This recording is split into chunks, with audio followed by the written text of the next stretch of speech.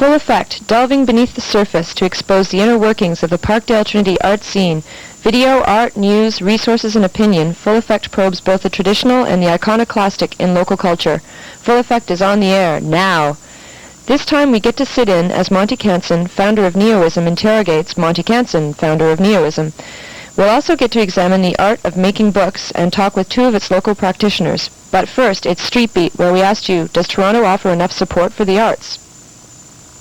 No, I don't. I don't think the Toronto supports the arts enough. I think they should focus more on, in terms of plays, that kind of thing. They should fund it more. And in terms of bands, too, I think they need more support in terms of musical bands and that kind of thing. Do you think Toronto supports the arts? Definitely. I have traveled, and Toronto is definitely right up there with other cities that I've been in. It's great. I'm not really that involved in it, so I couldn't say. I think that I see there are a lot more bands around now. There seems to be more publicity about it, but that could just be because I'm taking more interest in it. So relative to how it was a few years ago, I really couldn't say. Neoism is a worldwide art movement. Its founder and chief proponent, Monty Cantsin, happens to reside in Parkdale Trinity, and Full Effect was there when he recently took time out for self-examination.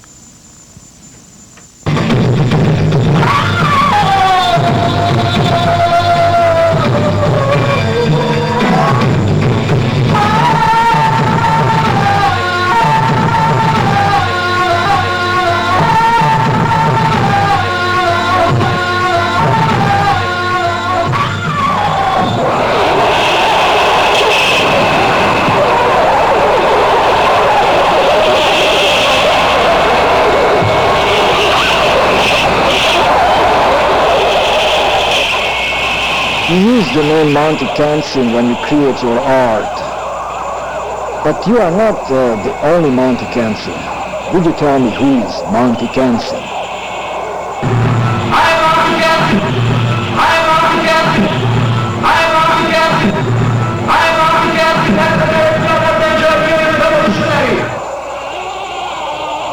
Anyone can become Monty Cantsin just by using the name Monty Cantsin. And obviously also doing in the same time everything in the name of Neoism.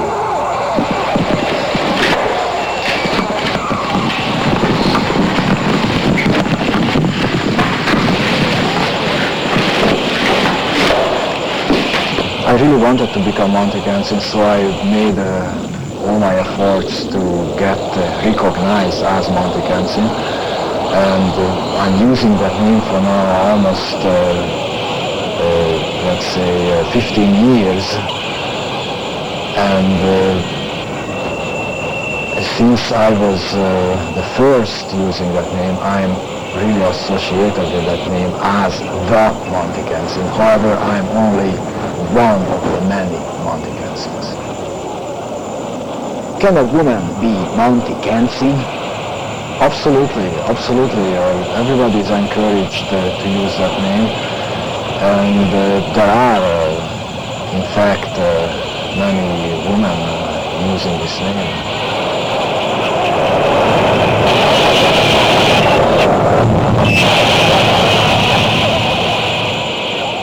Can you describe the character of Monty Cantsin? Monty Cantsin is an open pop star.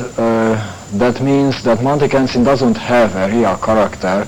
Anyone can it's only a name. You can take the name and you create your own character, but you have to do everything in that name. Each Monty Cantsins are different, and that what creates confusion, and it makes control impossible. Because when you give the same name to different people, then you don't have any control. I don't like museums. And museums don't like me. So, we get along well together. One day I went to a museum and I painted a white wall with my blood. I wanted to get arrested, but the security guards didn't even see my action.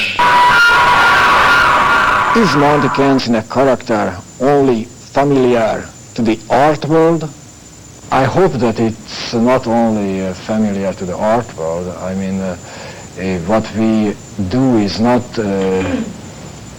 really art, or let's say that we work also as artists using the art network for the dissemination of our ideas, but this whole thing is not necessarily art. This is a conspiracy that has different levels of communication, and we can look at it from psychological, political, social, many different sides. One of these sides is the artistic side. Art is nothing, art is dead, art is living, art is bread, art is junk, art is dust, art is useless, art is a must.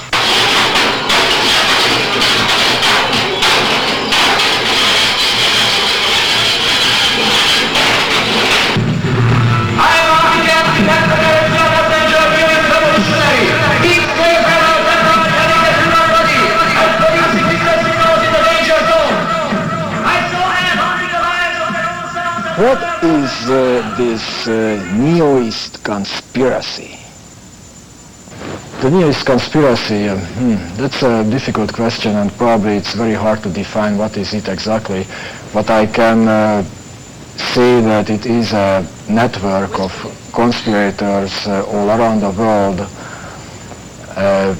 which primarily has been a group of artists, let's say performance artists, video makers, people who were searching for something new, doing everything in the name of neoism in the late 70s in Montreal, and then this group developed into an international network of participants in Toronto, Montreal, Baltimore, San Francisco, New York, Paris, Budapest, and all around the world. And that's what it is at the moment, and this network always changes, we have always new participants, and people get tired of it, get bored of it, they leave, and there are new people with new energy coming in. So the network is changing all the time.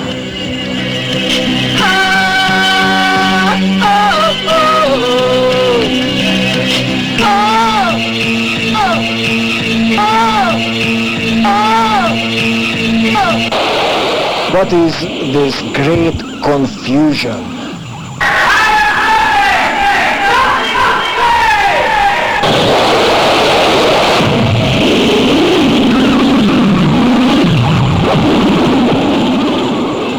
What we try to create is a kind of confusion. Obviously, it's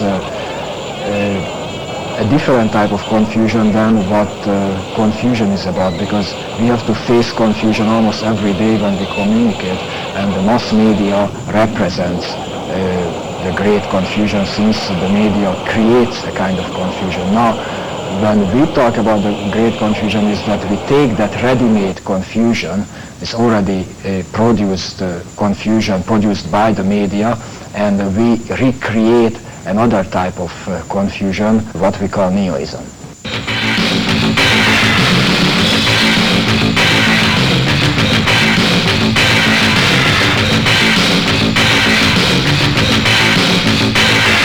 Yes, I am Monty Cantsin, neoist open pop star, immortal hard singer, self-abandoned leader of the people of the Lower Side.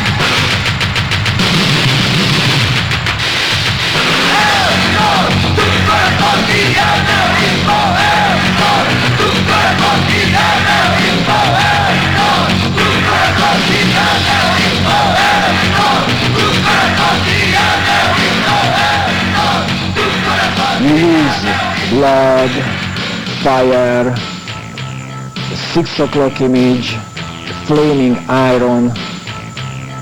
What are these for? These are too much together. I mean, blood, the fire, the iron, and the 6 o'clock. Obviously, these are together in the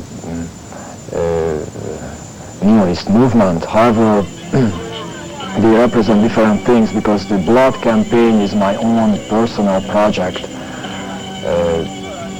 I'm doing it for more than a decade. I try to sell my blood as an art object and then finance neoism by selling my blood, which is actually only an idea, and I never really sold my blood. The flaming steam iron is the symbol of neoism.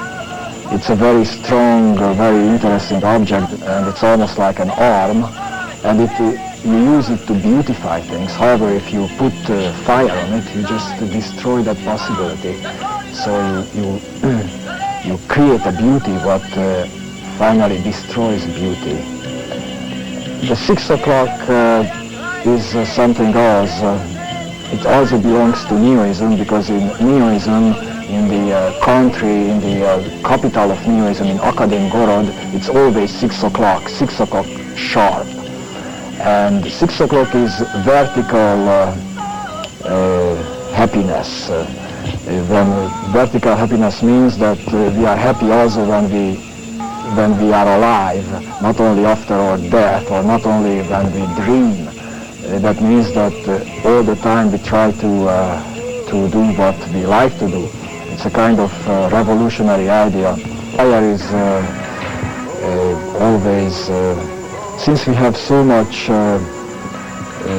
I guess, human character has a lot to do with destruction, and fire is the best, the most important element to create destruction. The megaphone is the central musical instrument of your new project, the Anticycles of Megaphony. Would you introduce me? What is it?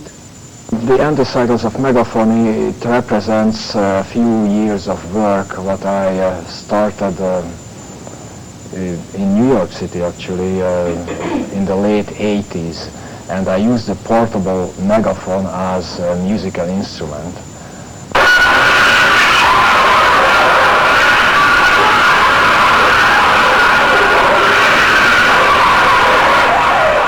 And the way I'm using it is like I'm using it as a trumpet, and I lick it, suck it, blow it, and do different things with the megaphone to generate a voice, a very different voice than the original voice of the megaphone. I also employ digital effects and different kind of sound processors to create a kind of chaotic, primitive, non-academic orchestral noise.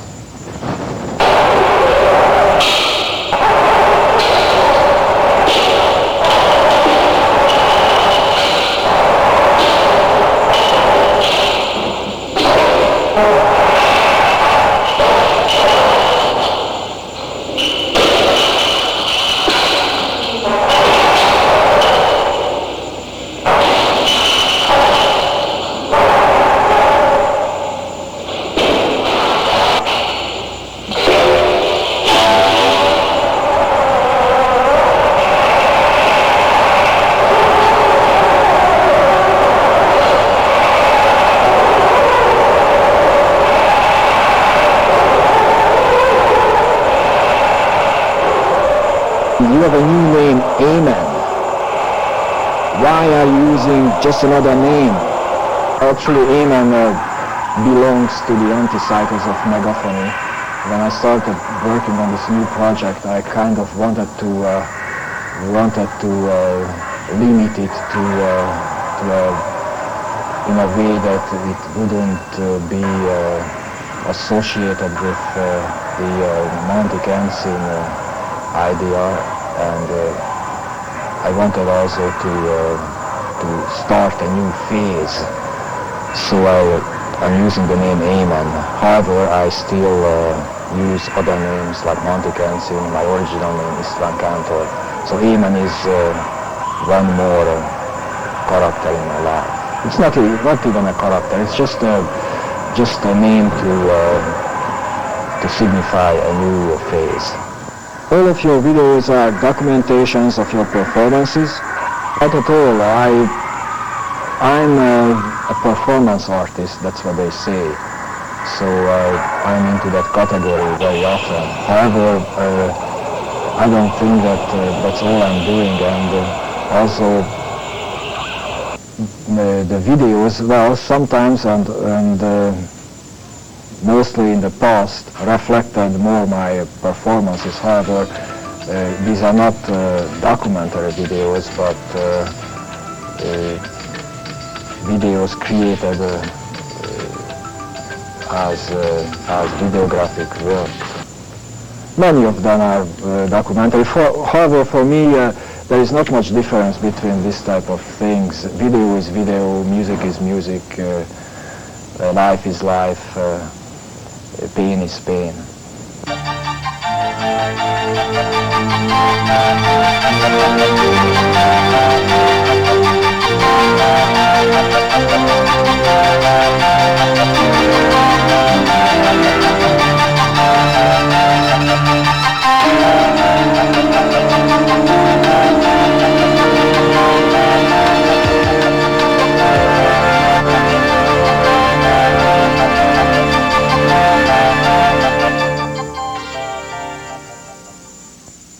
And now, this.